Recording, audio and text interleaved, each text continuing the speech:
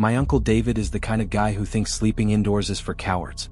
So when he invited me to go night fishing in the Louisiana swamps, I should have known better. But I was 22, broke and stupid, the perfect trifecta for bad decisions.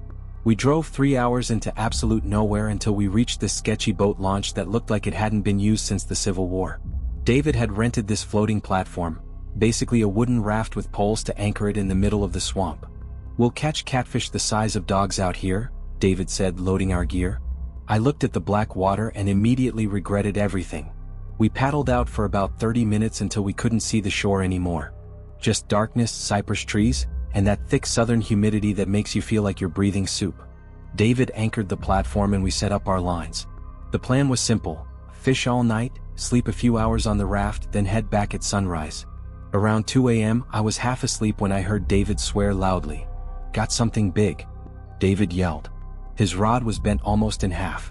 Whatever he'd hooked was pulling hard. Not the usual catfish fight. This thing was yanking the line in sharp, deliberate jerks. I grabbed a flashlight and pointed it at the water while David fought with the reel. "This don't feel right," David muttered. "It's not swimming like a fish. It's just pulling straight down." For 10 solid minutes he struggled. The line would go slack, then suddenly pull again, like something was playing with him. Finally, whatever it was stopped fighting. David reeled it up slowly. When it broke the surface, my stomach dropped. It wasn't a fish. It was a suitcase. One of those old hard-shell Samsonite ones from the 80s, covered in algae and mud. "What the hell?" I said. David pulled it onto the platform. It was heavy, way heavier than it should have been if it was just full of water. We both stared at it. "We should throw it back," I said. "Nah, let's see what's inside," David said. "Could be something valuable." David, the genius, forced the latches open with his fishing knife. Inside, waterlogged clothes, a rotted wallet, some old papers turned to mush, and a cell phone, a smartphone, in a Ziploc bag, still on. The screen was bright, showing 47 missed calls from Mamon. The battery icon showed 80%. I felt my skin go cold. "David, that phone shouldn't be working. How long has this thing been down there?" David picked up the phone. The call log showed the last call attempt was 6 hours ago. "Maybe someone dropped it today," David said, but his voice was shaky. That's when we heard it. A loud splash behind the platform. Something big had just entered the water. We both spun around. The flashlight beam caught nothing but ripples spreading out from a spot maybe 20 feet away. "Probably just a gator," David whispered. But I saw his hand shaking as he held the flashlight. Then we heard it again. Another splash. Closer this time. I pointed the light where the sound came from, and saw something just beneath the surface. A dark shape. Moving toward us. Not swimming like a gator. Moving upright. Like something walking on the bottom. "David, we need to leave. Now," I said. David was already scrambling for the paddles.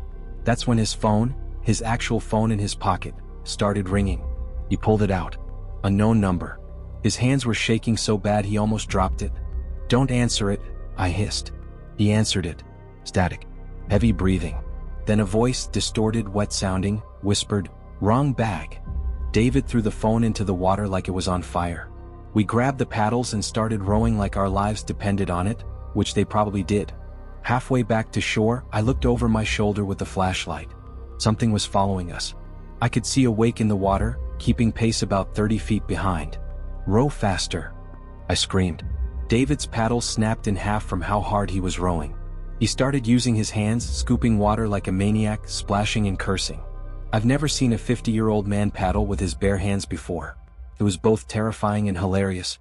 We finally hit the shore and literally fell out of the raft onto the mud. David's hands were bleeding from splinters and blisters. We left everything on that platform. $600 worth of fishing gear. Cooler full of beer. His lucky hat. Everything. We drove back to town at 90 miles per hour in complete silence. The next day, David called the park rangers to report the suitcase. They went out to check. The platform was still anchored where we left it, but the suitcase was gone. And so were both our cell phones, the one David threw in the water and the one from inside the suitcase. David never went night fishing again. Now he only fishes in public lakes. During the day. With witnesses. And me? I don't even eat fish anymore. I needed to get away from everything. My job was killing me, my ex wouldn't stop texting, and I was one minor inconvenience away from a full breakdown. So I booked the cheapest Airbnb I could find in the Oregon mountains, A tiny cabin in the woods with no Wi-Fi and limited cell service. Perfect. The host, Linda, met me at the property. She was this sweet older lady with a cardigan and that grandmother energy that makes you feel safe. You'll love it here, dear. So peaceful, Linda said, handing me the keys. Oh, one thing, if you see lights on in the cabin next door, just ignore it. I looked over at the neighboring cabin about 50 yards away through the trees. It looked abandoned, broken shutters, overgrown weeds, porch sagging. Someone lives there? I asked. No. It's been empty for years, Linda said. But sometimes the wiring acts up and the lights flicker on. Don't worry about it. Just stay on this side and you'll be fine. Weird advice, but okay. Linda left and I settled in. The cabin was actually really cozy, fireplace, big windows, comfortable bed. I made tea, read a book, and went to bed early. Around midnight, I woke up needing to pee. When I walked past the window, I saw lights on in the abandoned cabin. Just like Linda said, probably faulty wiring. I went back to sleep. The second night, same thing. Woke up around midnight. Lights on next door. But this time I heard something. Music. Faint, like it was coming from far away. Old-timey music. Like something from the 1950s. I stood at the window staring at the cabin. The lights were warm and yellow and I could see a shadow moving inside. Someone was in there. I told myself it was probably Linda checking on the property. Or maybe she rented it out and forgot to mention it. I went back to bed but barely slept. The third night, I woke up at 4 a.m. to the smell of coffee. Strong, fresh coffee. My cabin didn't have coffee. I didn't bring any. I got up and looked out the window. The abandoned cabin was lit up like Christmas. Every window glowing.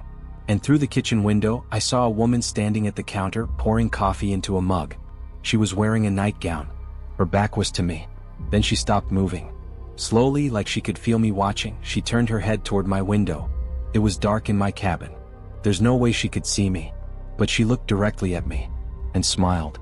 Then she lifted her hand and waved. Slowly. Like she was inviting me over. My blood turned to ice. I stepped back from the window, heart pounding. That's when I remembered. Linda told me to ignore the lights. Not check on them. Not investigate. Ignore them. I ran to my front door to make sure it was locked. It was. But when I grabbed the deadbolt to double check, I noticed something. The lock mechanism was installed backwards. The keyhole was on the outside. My door could only be locked or unlocked from the outside. I was locked in. Panic hit me like a truck. I ran to every window, every door. All the locks were the same. Backwards. This wasn't a cabin. It was a cage. I heard footsteps on the porch.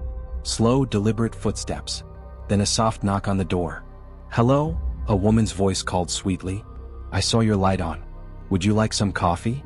It was the woman from the other cabin. I didn't answer. I held my breath. I know you're awake, she said, her voice still friendly. Linda said you'd be a quiet one. Linda. Linda wasn't the host. Linda was part of this. The doorknob started to turn. I ran to the bathroom, the only room with a normal window latch. I climbed onto the sink, unlocked the window, and shoved it open. I squeezed through and dropped 6 feet into a bush full of thorns. Pain exploded across my arms and legs, but I didn't care. I ran barefoot through the woods in my pajamas, branches whipping my face until I hit the main road. I flagged down a truck driver who looked at me like I was insane, which, covered in blood and crying hysterically, I probably did. He drove me to the nearest town. I called the police from a gas station. They went to check the property. Both cabins were empty. Unlocked. No signs of anyone. But they found something. In the basement of the abandoned cabin, there was a wall covered in photos. Photos of women. Different women. All alone in the main cabin, taken through the windows. I was the newest one. The police contacted Airbnb. The listing was fake. Linda didn't exist. I never got my money back. And I left a review, obviously. Great view. Terrible kidnapping vibes. Would not recommend. 1 star. I still can't stay in Airbnbs. Hotels only. With chain locks I install myself. Music festivals are supposed to be fun. That's what my friends kept telling me when they dragged me to Soundwave Festival in Northern California. 3 days of camping, live music, and, according to Jake, life-changing experiences, bro. Life-changing. Sure. We set up our tents in the camping area, which was basically a massive field filled with hundreds of identical blue tents. Ours had a small flag on top so we could find it. First 2 nights were great. Music, drinking, dancing, the usual festival chaos.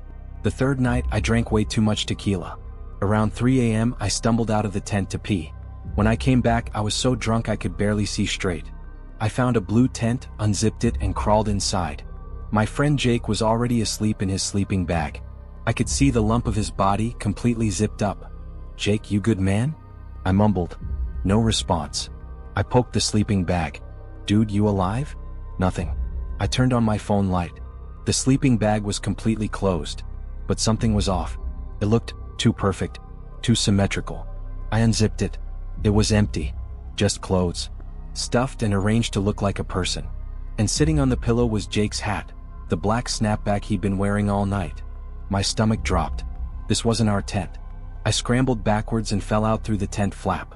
I looked around, panicking. Where was MY tent? I ran down the row trying to find the flag. Found it 3 rows over. I ripped open the zipper. Jake was inside. Snoring.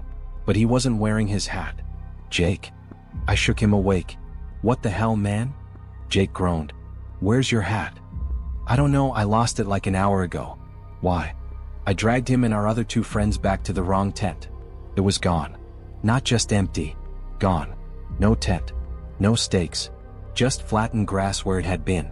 "Dude, you're drunk," my friend Sarah said. "No, it was right here. I swear." That's when Jake looked up. Guys.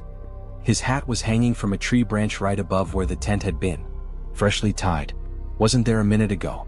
And beneath the tree the grass was disturbed. Like something had been dug up. Or buried. We all stared at it. "We're leaving," Sarah said. "It's 4 a.m., I started." "We're leaving now." We packed up our entire campsite in 4 minutes flat. A new record. Left half our stuff behind. Chairs, cooler, tarps. Didn't care. We drove 2 hours back home in complete silence, still wearing pajamas with the tent half stuffed in the trunk. Jake never wore hats again. Sarah refuses to go to any festival that involves camping. And me? I still go out. I still have fun. But I always know exactly which tent is mine. Because sometimes the wrong tent isn't just a mistake. Sometimes it's a test. And I don't want to know what happens if you fail. So, have you ever had a moment where you realized you should have just stayed home? Maybe you ignored a red flag, walked into the wrong place, or found something you definitely weren't supposed to find. Drop your story in the comments. Let's see who's got the worst "I should have listened to my gut" moment. And if you survived to tell the tale, hit that subscribe button. Because apparently we're all out here making terrible decisions together. Stay safe out there. Or don't. Either way, it makes for a good story.